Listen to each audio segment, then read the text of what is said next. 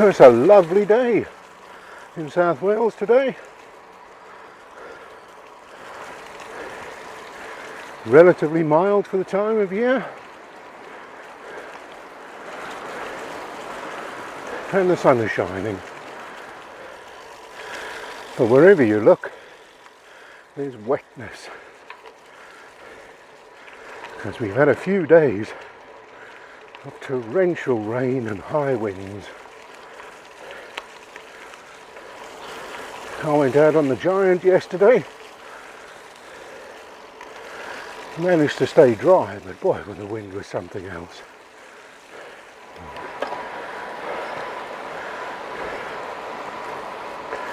As you see, surrounded by mountains. This is the road you take, or the path, to get to the Bull. Which is one of cycling's legendary climbs. I haven't done it, and I don't know that I'll ever have the strength to.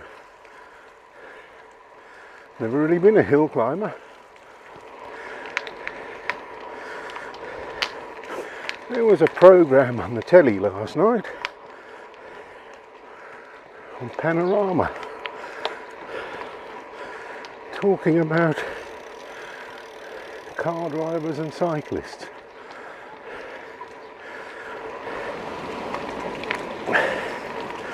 And it seems, and this will come as no surprise to you, that car drivers hate us. And I really don't understand why.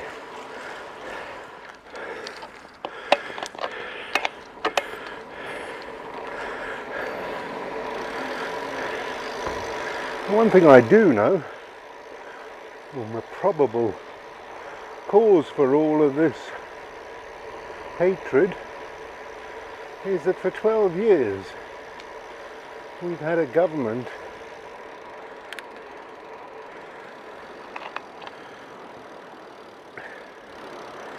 that has existed through culture wars. Divide and rule is their mantra. Get people to hate each other. According to this program, 1/3 of car drivers believe that cyclists shouldn't be allowed to use the road at all. 1/3.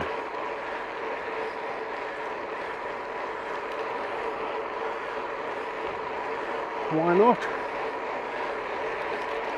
Well, that's the other part of the problem. It's always been the British way. If I don't do something, nobody else should be allowed to. And that has always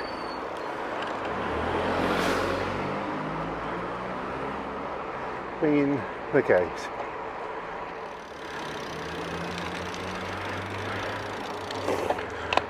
Back in the 80s, there was a group trying to ban windsurfers on a lake.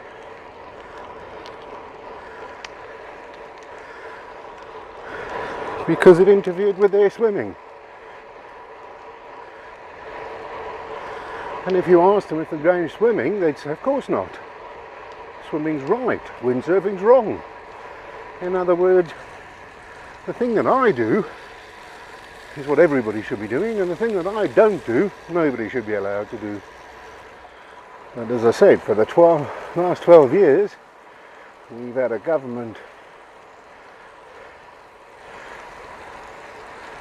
that has only existed through culture wars.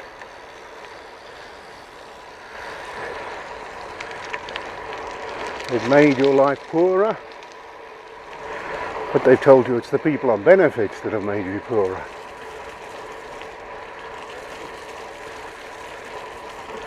They've underfunded the NHS.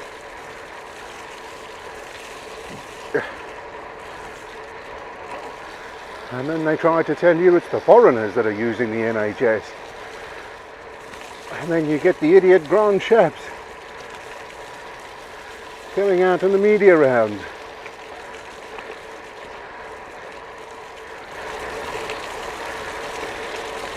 And if you want evidence that it's a culture war,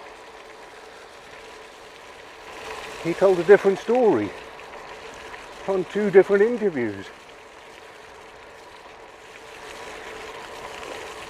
Because he would change the story according to what he thought the audience would respond to. And he started claiming that cyclists should have number plates. You all remember that one?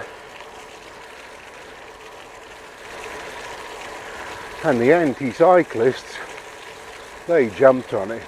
Oh yes, what a great idea. Because it would make other people's lives difficult.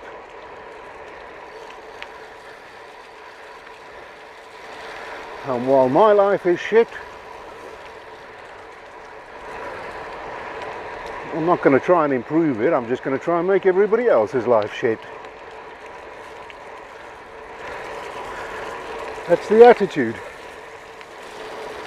And then you got all the bullshitters that came out of the woodwork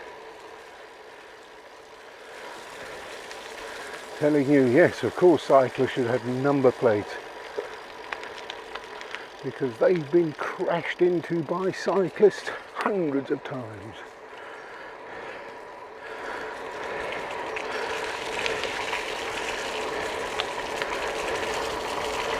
Which is of course bollocks, but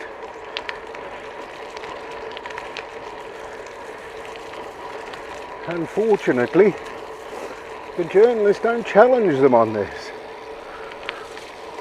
How many times, where, what damage was caused? Did the person stop? None of these questions, because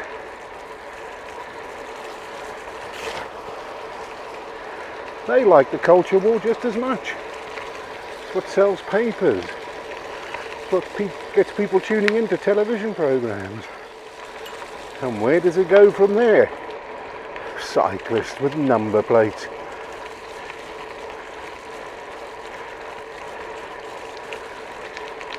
As if cyclists go around deliberately crashing into cars. How many times has your car been bumped or dented in a supermarket car park? And that was done by a car with a number plate. And how did that help you?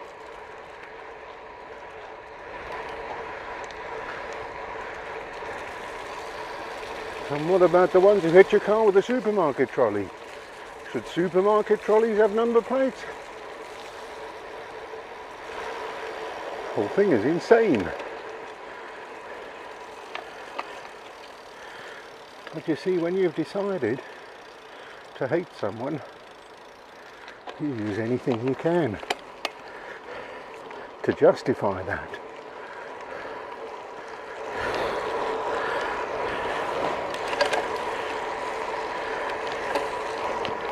But the difficult bit is, why do you hate someone in the first place? And that's the part I find difficult to understand. People on this program actually admitted to deliberately close passing cyclists to put them in danger. And that's scary. It's scary that people like that actually exist. That people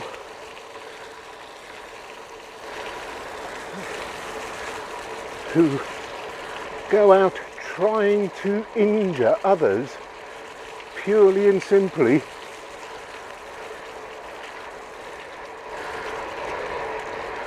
for doing something that they don't.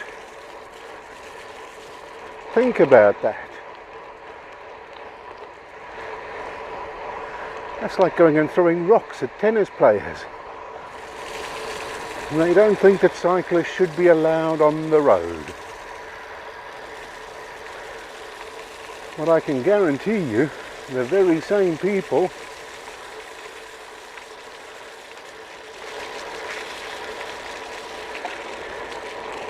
the very same people will be the ones who are trying to get rid of the Just Stop Oil protesters. They don't see it as the same thing. But Just Stop Oil protesters don't believe that you should be riding around in big 4x4s. And that's their opinion. And whilst I don't agree with them, I respect their opinion. And I don't drive a 4x4. I think they're a bit overkill. Bit of a pointless thing to have in Britain. But I respect their right to be there. But the problem is, the governments of various stripes have for years told us there's an obesity crisis and that we need more exercise. You see, culture wars are quite easy when you're pitting poor against rich, rich against poor. It's not so easy.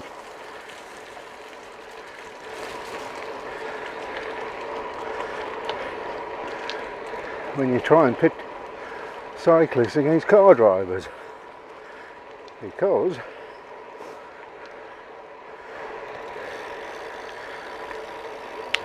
quite a lot of rich people, Tory voters, are overweight and have decided they needed some exercise.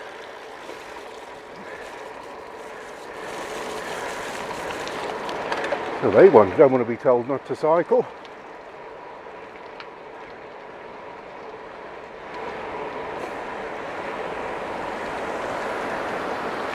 And of course the other one is the environmental issue. The government made an assumption that Tory voters would all be drivers of gas guzzlers, fossil fuels and all of that kind of thing. So Richie Sunak decided that he wouldn't go to the climate change summit. Well, that would be a bit of a vote winner. Because he thought that only left-wing people cared about the environment. But it appears to have backfired. So yet again, the government's made a U-turn. And Richie has decided he will go to COP. So, cycling's good for you. And it's good for the environment.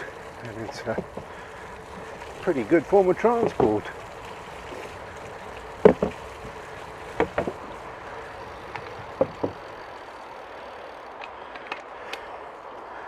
So if you don't want bicycles on the road, you're going to have to provide infrastructure.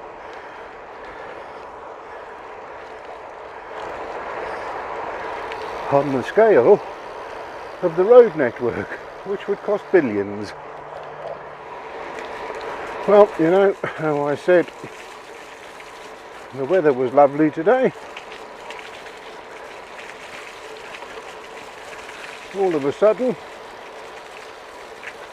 it's come over quite gloomy and quite cold. You know the old saying, if you don't like the weather in South Wales, wait 5 minutes. I've always found it interesting how change in weather can make you feel like you're a long way from home.